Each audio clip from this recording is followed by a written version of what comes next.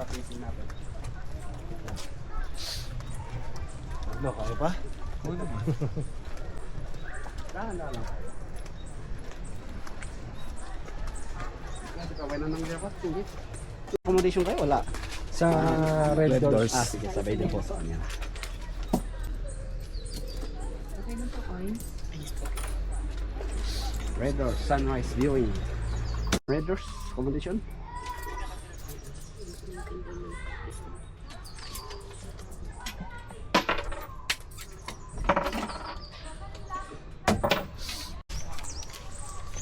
Yung may tubig siya na parang pitso.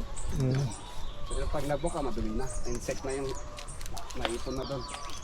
Pag nagbuka na yung kakit.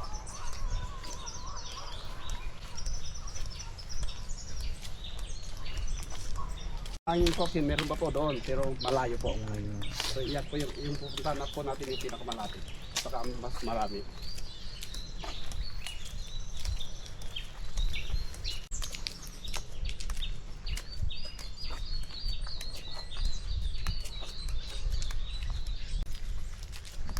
Okay, picture muna para makomplete ko yung tour yung hanging coffee dito ba. Dahil sa mga yan, mga live phone. At isa pa, sabi nila na ring of fire itong Luzon. Maraming pumutok na volcano. Kaya nagsiya natin po yung mga live phone.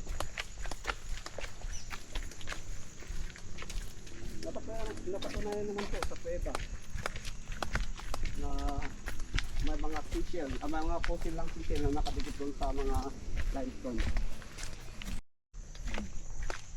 Dahil sa mga yan, mga limestone.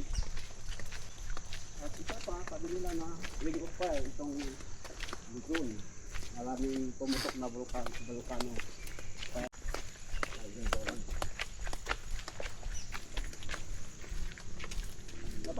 napatunayan sa dito.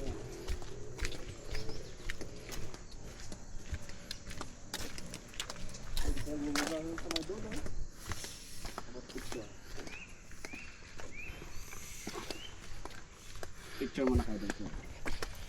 Pero dahan-dahan na. Inipon lang po yung ano. May dalawa kasing coffin dyan na nabasag. Inipon na lang doon yung ibang buto. So may bago na yan. Maliit. Itong maliit na tabagan na yan. Inipon po yung mga ano. Kasi nagkakalat na yung narupok na coffin. Nagkakalat na yung mga skull niya. So dati daw po ay may harang po na bato. Hanggang doon sa dulo.